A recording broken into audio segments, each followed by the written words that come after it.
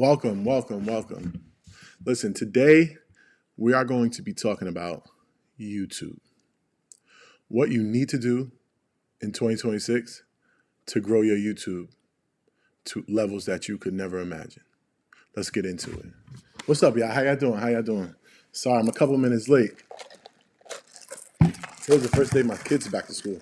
So had to get adjustment to that. So I'm gonna have to configure and create a system around going live and also taking my kids to school. So we'll figure that out. Apologize.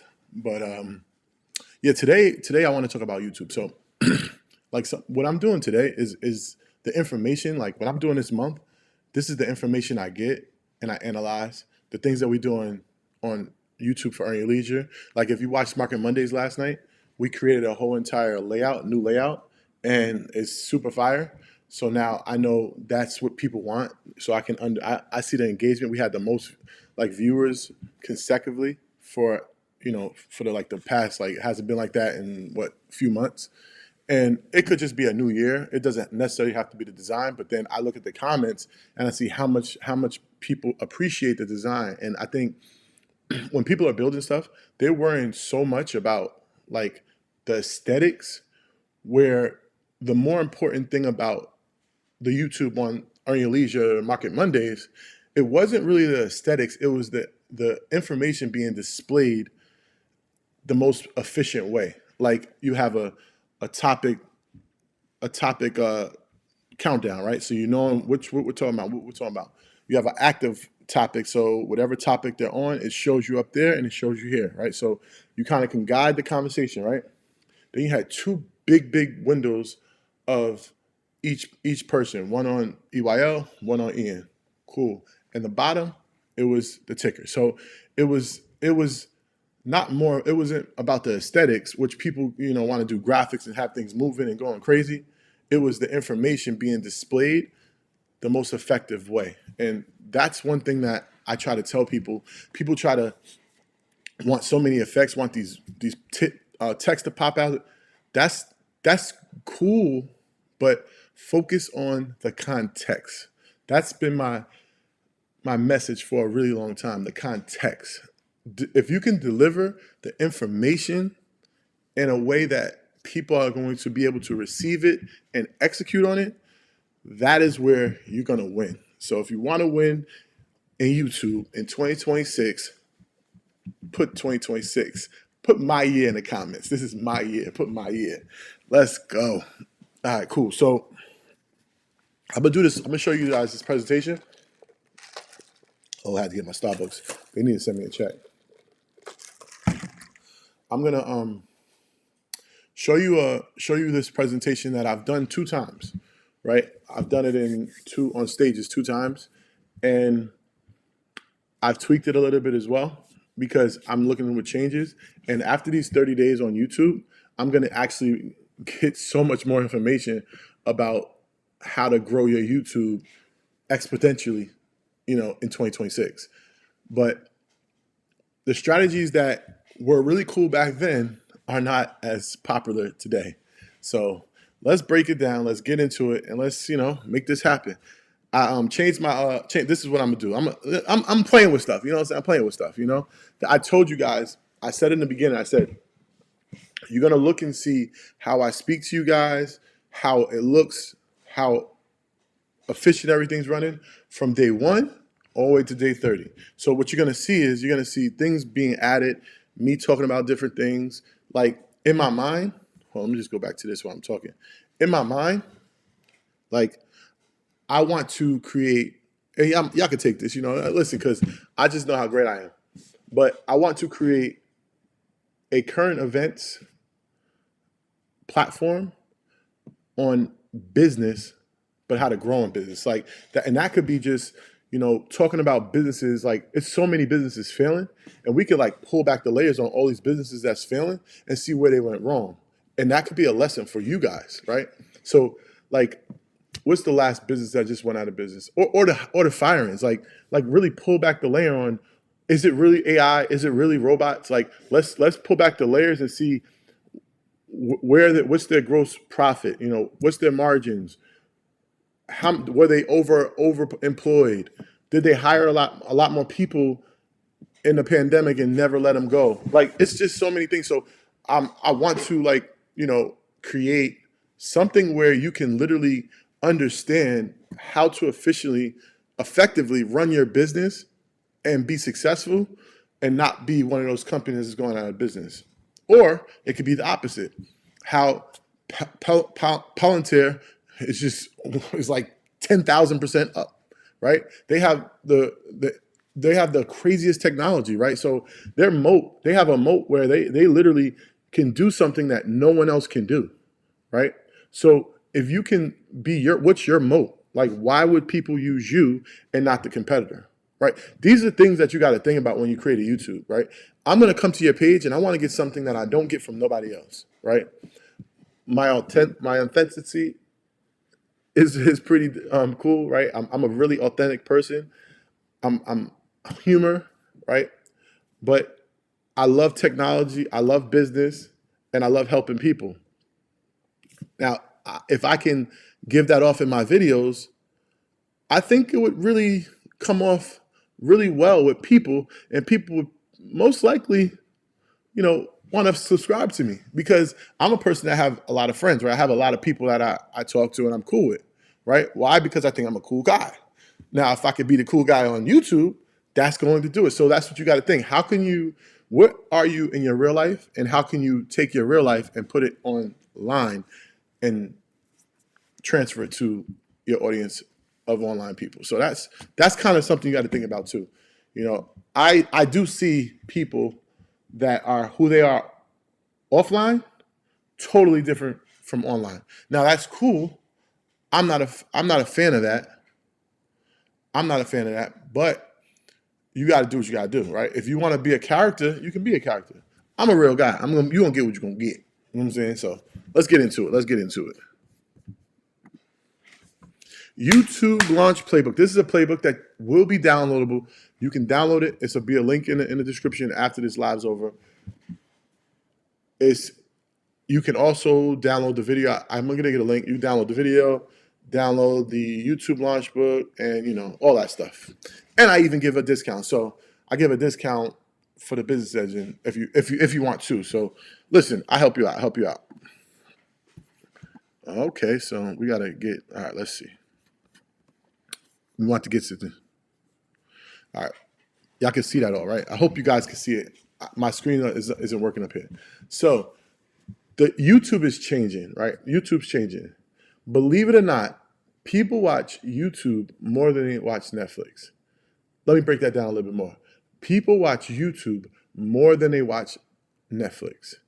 And I mean on TVs. So your TV that you have in your home, there are more people watching YouTube than watching Netflix on TV. Not even including the computer.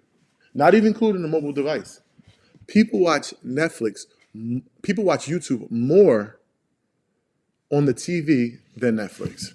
What does that tell you? Right off the back, that tells you that the landscape is changing, right? So the content creators at an all-time high. And the cool thing about YouTube is they don't have to pay their actors, right? They only pay their actors when they do work. Or, if they don't bring any income, they don't get any income. Versus Netflix, they have to pay their actors before any income's even made. They have to pay, and if the movie flops, they still got to pay. They can lose money. YouTube's in a place where they don't lose money at all. So they have the unfair advantage. You know what that is? That's their moat. So thinking about the landscape changing, you have to think as you competing with people on Netflix, right? You're competing with people on Netflix, right? And you're also competing with the people that's on the platform you're on. So you have to elevate your content. You have to elevate your platform. You have to elevate everything around what you're doing, because you are competing at a high level. So keep that in mind, right? Write that down. You are competing at a high level. Let's go to the next one. So I'm going to teach 5 different things. These are 5 different things that I'm gonna go into this today. on how to be unstoppable on YouTube. The first thing is I want to define a strategy for your show, right?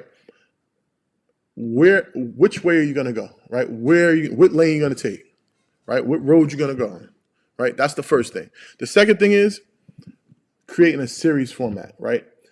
That is going to be the next process that I'm going to do on this page. Like this page, I actually started about a year ago. Like I went consistent for a whole year and I got 13,000 subscribers in a year, right? Just being consistent, right?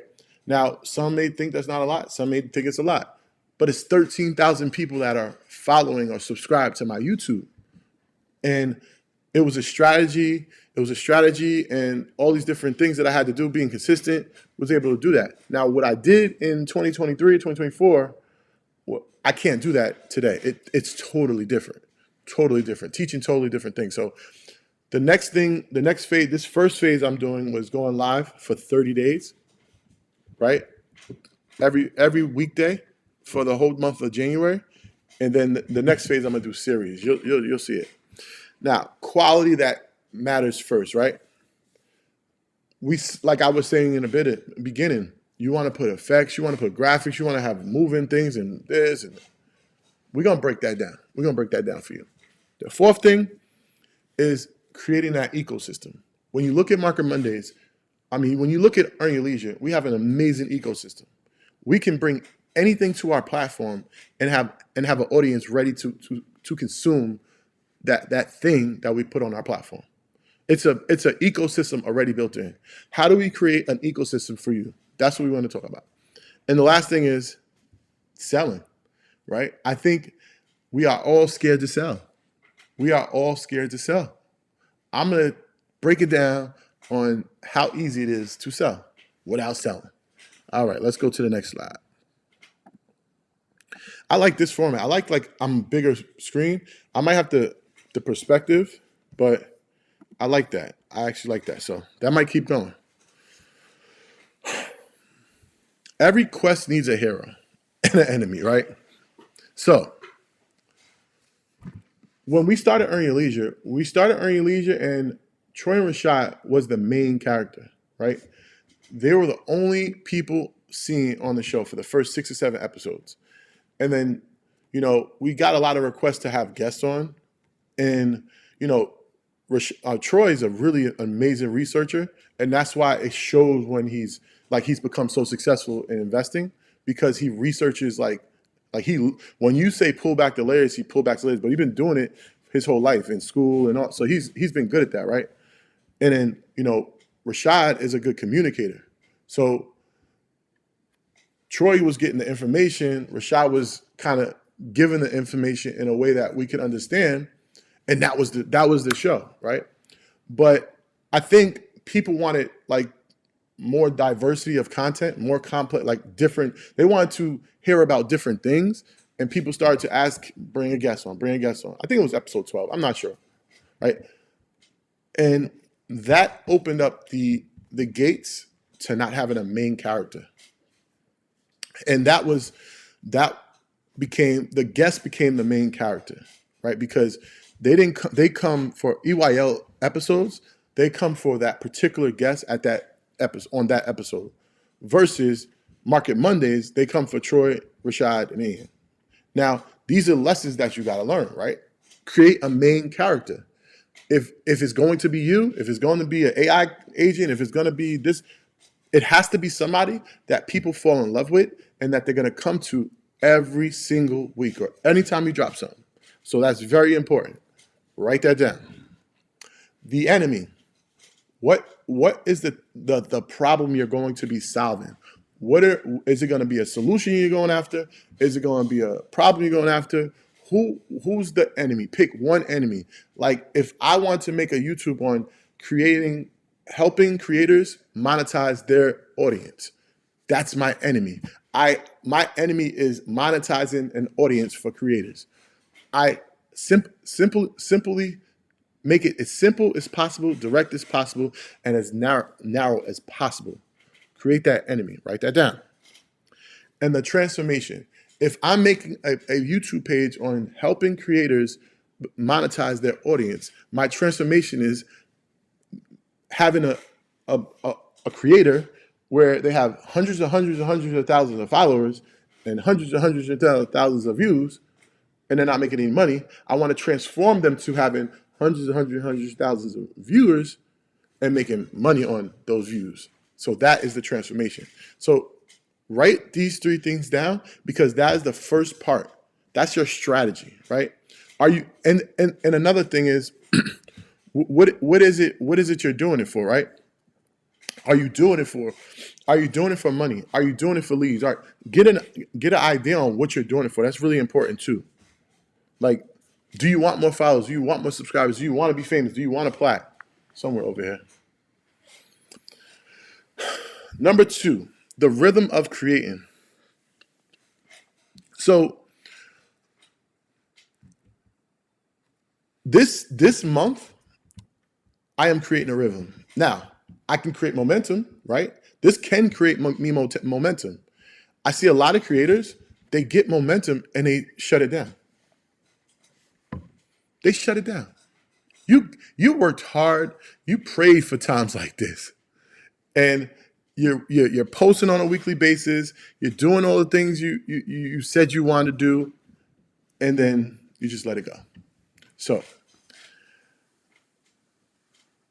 a weekly system. Create some structure with your YouTube launch, right? Is it Monday you're going to be going live?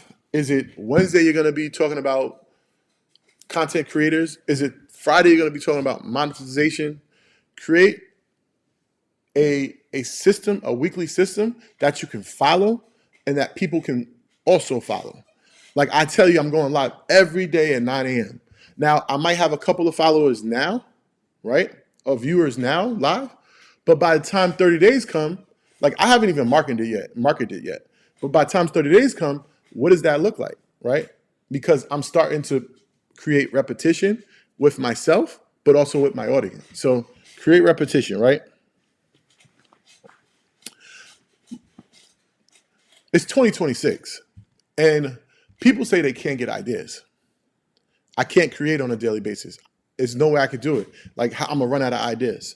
I'm gonna give, 24 days in a year, 24 days in a month, like weekdays in a month. I'm giving you 24 pieces of content, literally back to back to back. How am I able to do that? I listen to my audience, right? I look at my comments. I look at my audience's comments. I ask people questions. I ask my clients questions, and their bottlenecks, I solve with content. Their success, I solve with content. So, those are a few avenues. You can go to AI. You can ask AI, where are the gaps? Where are the gaps that are being told, that are not being told on social media about my one thing, that enemy that I picked. I picked that enemy. What are the 5 things that I can create content on, that one thing, that one enemy that no one else is speaking about? And I don't want it to be generic. A prompt like that will help you, right? So, and this is something that Ashton Hall does. Ashton Hall, I believe his name is. He does this really, really, really well. Extremely well. He creates a bunch of different formats, whether it's putting the water in the face, the running car. Back in the day, he tries so many different formats. And when he finds a format that works, he dials in on that format. Literally, he dials in on that format. That is what you have to do. A lot of times I see creators, they make these great content and it does really, really well, but they never do it again. You can literally pick that format of content and do it every single week. It works. If it works, it works. Very important. Don't let the format go. And you have to analyze that. You don't know. If you don't look at your data every day, you are doing something wrong. I look at Earn Your Leisure, all of our data every single day. I wake up and look at the data every single day, right? Because I have to know what works and what doesn't work. I have to know, like, how people feel when you do this, how people feel when you do that. You have to know your data. If you don't look at your data, you are walking blind. So understanding your data.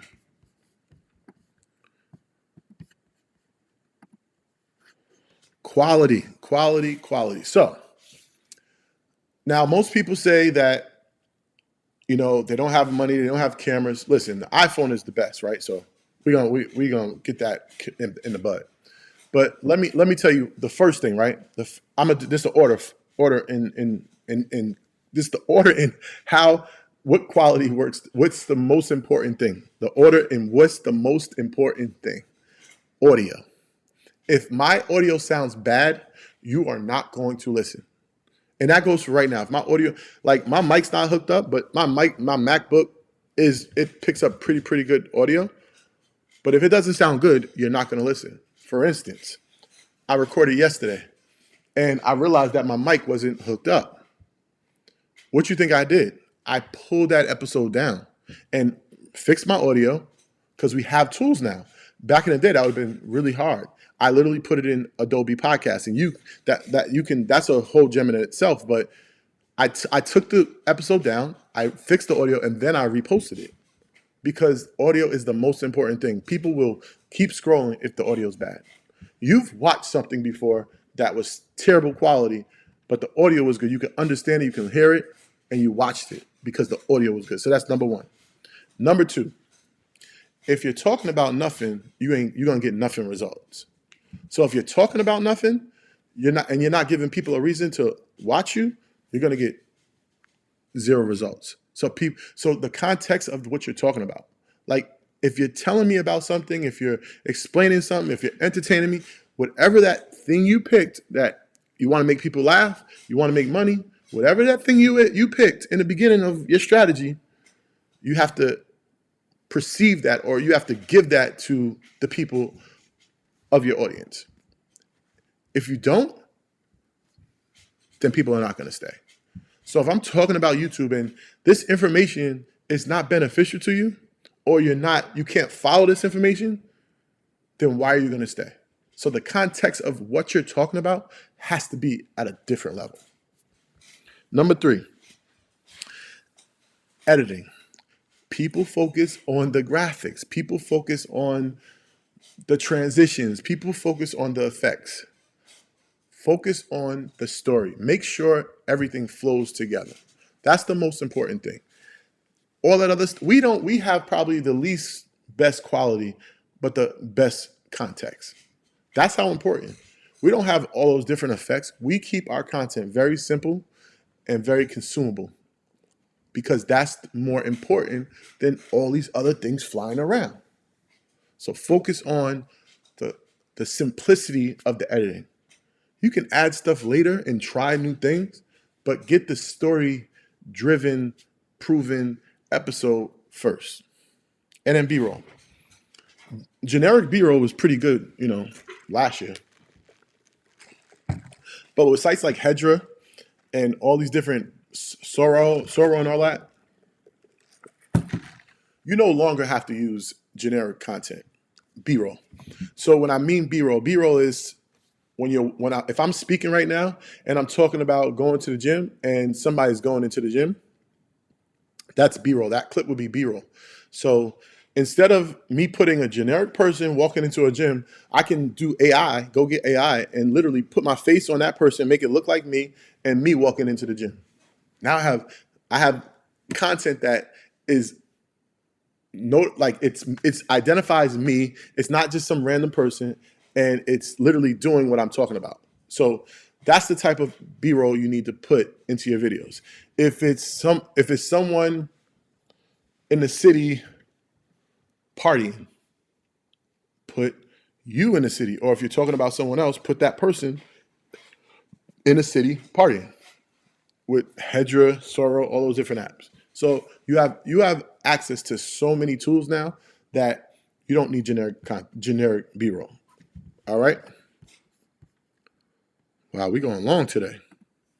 Still got 2 more slides. So this is where our ecosystem kills it for our platform.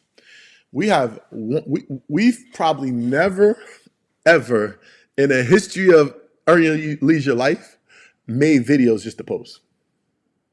Like what I mean is I even have clients that they'll come in and they'll just do content to post on social media. In the history of our life, we've never done that. We've never done that. The only thing that's changed is where we record episodes. We used to record like 4 or 5 episodes in a day and release them throughout the month. We don't do that anymore. Most of our episodes are released within a week or two, right? So we'll record an episode and we released it pretty soon right after. Why is that? Because the